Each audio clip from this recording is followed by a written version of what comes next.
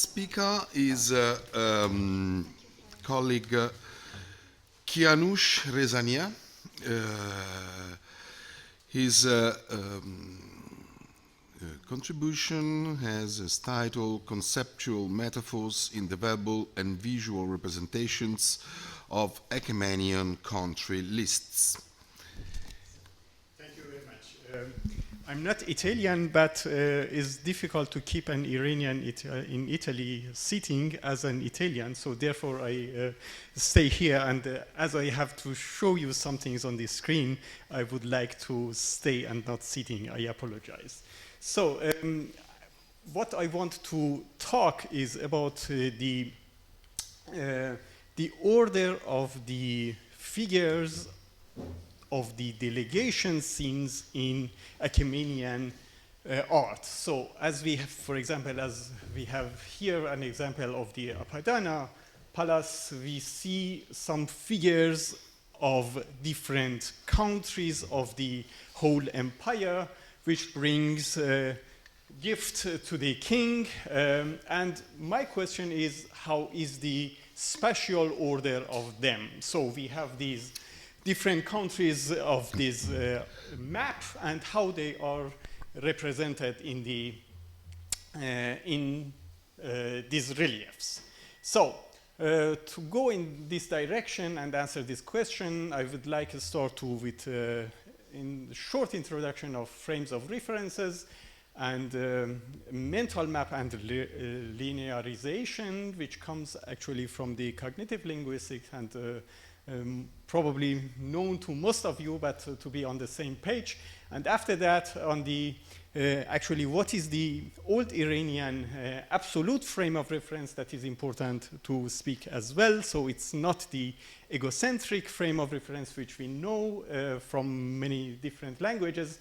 I will talk about that shortly, and for the organization of what is the concepts, I will use the conceptual metaphors. And after that, I show a short example of this sort of these countries in one of the inscriptions, which is the basis for the visual representations in different reliefs. And after that, in Persepolis, and if we will have time, I will go to Nakhshe Rostam as well. So I need my time as well. So let's go, let's begin. Just for your orientation, which is also important for the whole discussion, these are different, so from different palaces of the Persepolis. And as you see here, it's the north direction, so the whole organization of the Persepolis is not according to the egocentric system. So we will come to that later. So that's for your orientation. I will come later to that. So what about the frames of references? If we want to specify the place of an object, if it's in location, it's one time, and that is in motion different. So I'm stay to static representation of a space, and we have for sure vertical and horizontal, but we are concerned only here with horizontal representations. And there are three different forms of the specification of the spatial relations. So one is the intrinsic.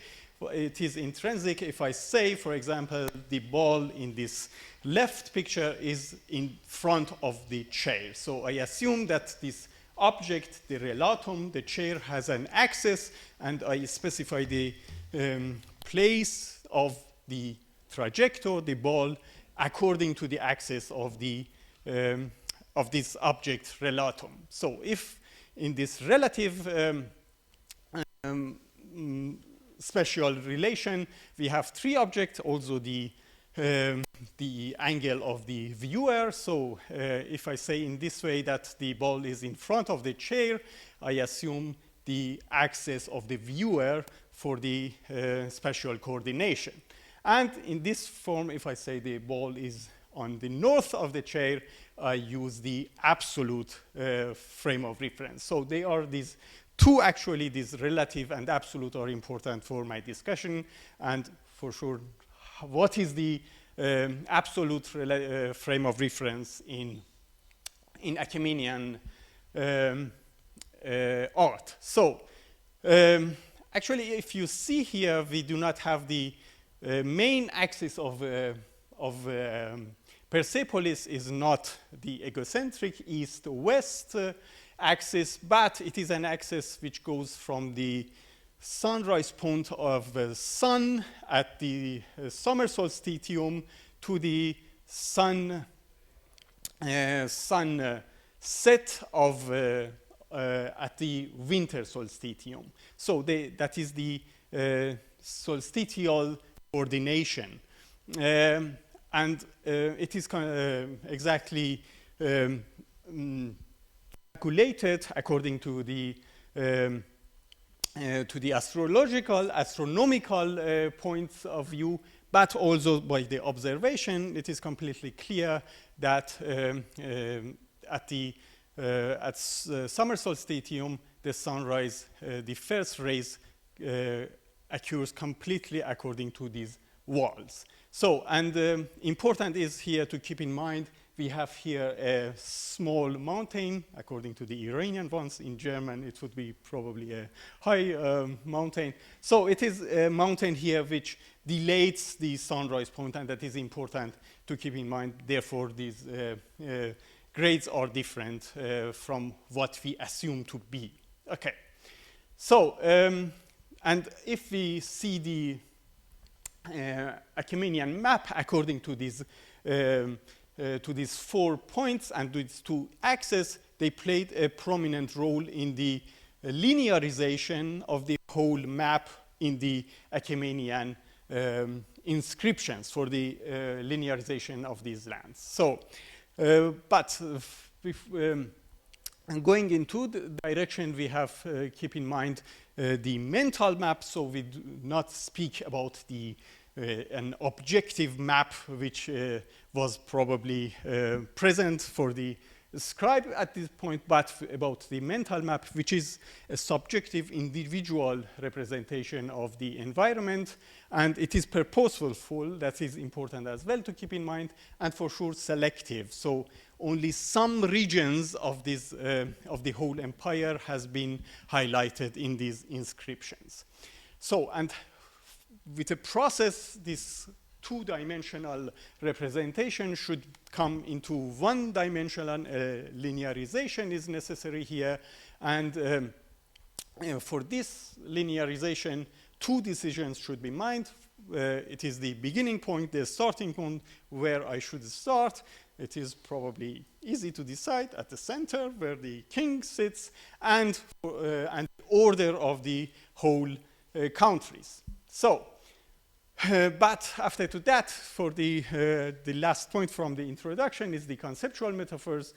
As a component of my talk is the what Lakoff and Johnson brought up as the conceptualization of a more abstract notion through a more concrete one. So, as life is a journey is probably the most important or the most fluent example of that.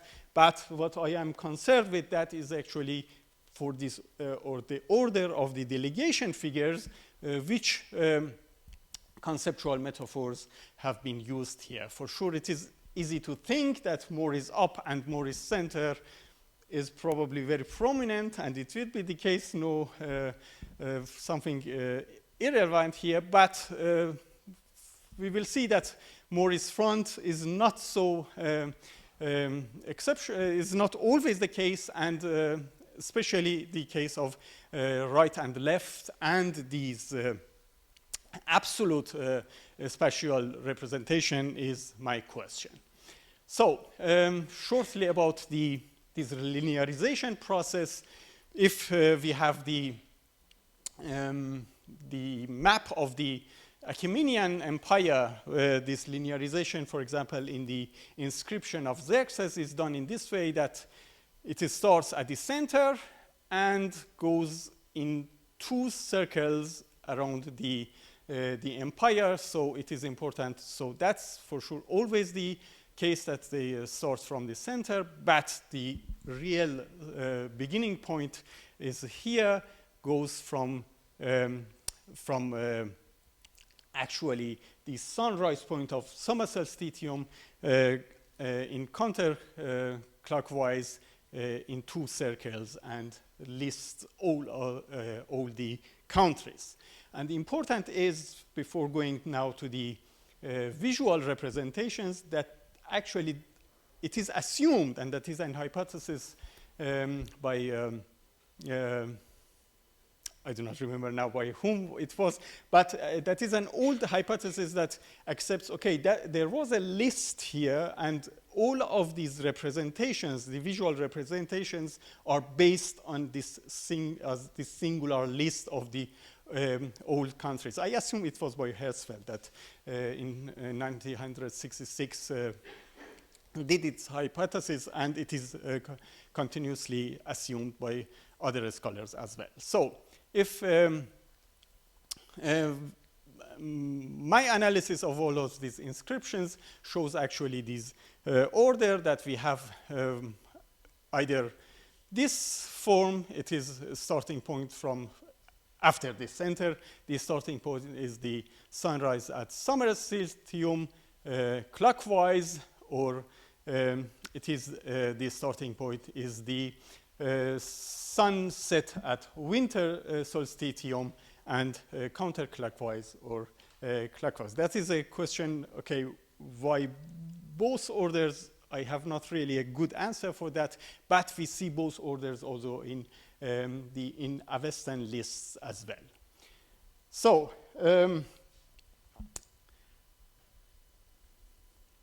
let's start now with these different visual representations. The first one which I would like to present and discuss with you is the Apadana, the eastern facade of Apadana Palace. We see the Apadana Palace here, and the wall which I am speaking about that is really this wall. So it's not really eastern, but to do not confuse you too much, I use this egocentric system, but it is not really the system, the spatial system in the Achaemenian cognitive system. So we have this system, and we, as you know, it had one stairways with 2 flights, and on one of them here, on the, so to say, on the left side or on the southern side, we see this scene of delegations, yeah, figures of delegations. So, and they are represented in this way, as Schmidt showed that. Oh, I'm sorry, it's not 1963, but 53. It's a typo. So it starts from 1, 2, 3, 4, 5, 6. It goes in this direction. And we can identify, I do not, but the specialists can identify all of these figures, that is from which country, the representative of which country, and in this way we can find the order and how it relates to this inscription of Xerxes. So that is what we have here, and if we put them into this direction, what is important to keep in mind is also the face direction. The face direction is in, so to say, to the north in this direction, and the whole scene is also repeated on the north wall as well. So it's a flight of the stairways which comes from western to the center. So in this case, we have to keep in mind that there are 2 stairways, and the one is more near to the center, and therefore we can assume, okay, for them was more is center, and for sure for the face direction is also more is front, and according to this vertical representation, more is up. So, and because we are dealing here with a step, so it is going, the first one goes up, so we can say also more is front and up. So it's not something very interesting. It is what we assume, but let's go forth and see what happens. So the next one is actually this tripolon or council hall, which is the central hall of the whole Persepolis, and the central mosaic of this tripolon is assumed to be the center of the whole scene, and it was probably played a prominent role in the design of the whole sphere because, for example, as you see here and as I showed you in another picture, for example, also these corners plays a role for these solstitial points because the sun ray of at the solstitium of the summer solstitium falls exactly at this point. So we have now this central wall, and in this wall there are two jambs, and we have these reliefs on the both jambs of the doorway. So it is mirrored in this way that the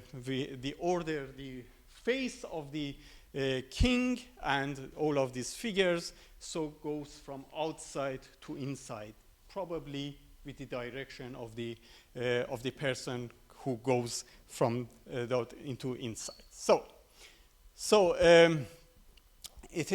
as I said, both reliefs are mirrored. On each of them we have 28 figures, and we have these two directions. Interesting is that we have this axis, either this solstitial axis or sagittal axis of the body.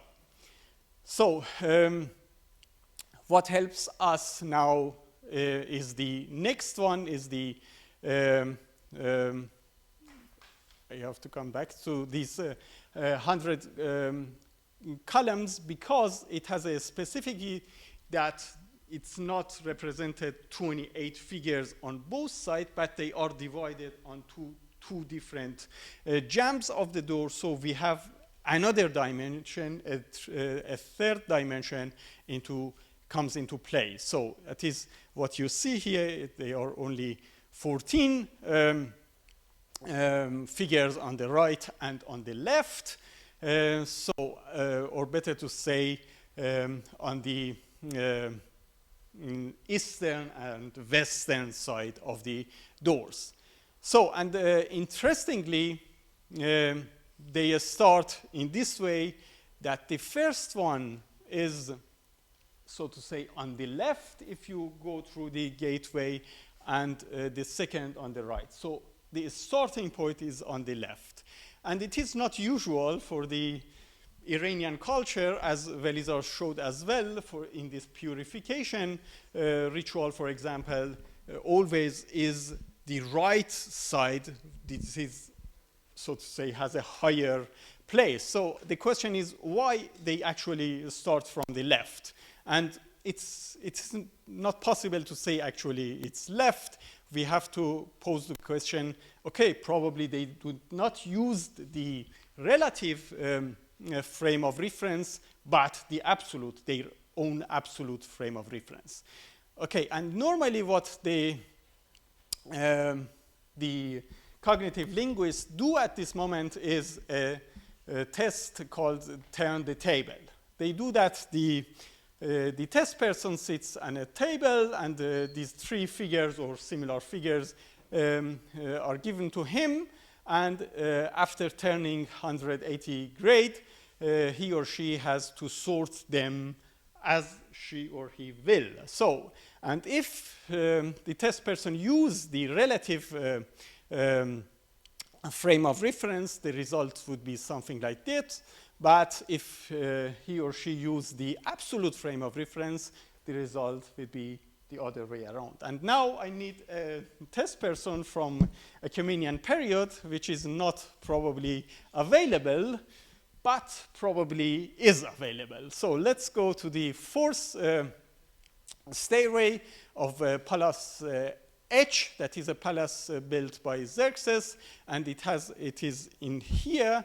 And now we have the direction actually is not right-left, is not left, because now we have completely 180 grade turn, so we can now exactly test as this turn the table. So here we see that they actually started from, that is here the center, they started from right. Yeah, that is 1, that's 2, 3, 4 goes in this way. So they started from, so to say, from right. But it is not right. Actually, we have to say that they used the absolute frame of reference and the, so to say, this, the eastern, the western part as the reference point. So that is the order is in this way. So because it is accepted that for building this stairway, the structure of the older form has been used. Okay, so in this way, probably we can assume that it's not a relative frame of reference which is used, but it is the this reference point. I will come shortly after in the conclusion why probably this point. So actually, that is a not well reserved stairway. It is very difficult to identify the figures, but if this accepted identification would be correct, it actually does not agree with my hypothesis. Therefore, I would like to share with you. Again, here we have 180 paint turn, degree paint, but we should actually expect, if my hypothesis would be correct, that we start from left side because it is on the southern part, but it is not in this area. But I'm not really sure whether this identification is correct or not, and what we see actually here on this stairway, as you see, does not, I cannot see it how Kalmaya and Tilia came to this identification. Therefore, I have really to visit Persepolis again and to find, okay, whether it is really goes in this direction or not.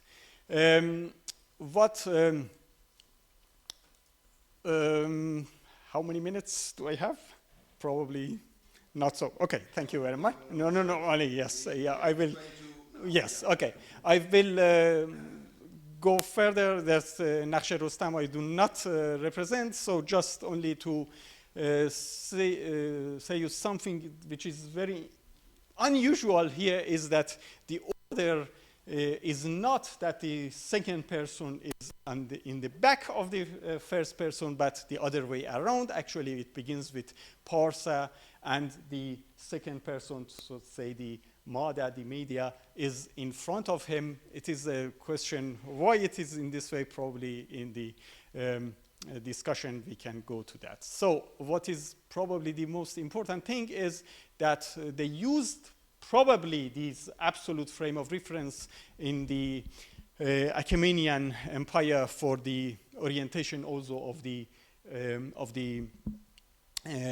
figures, and I would say it's not a symbolic representation. I would say it's a cognitive representation. They use their own absolute frame of reference, and what is probably not so easy to decide is this front or back because of Nakhshe Rustam. Thank you very much for your attention.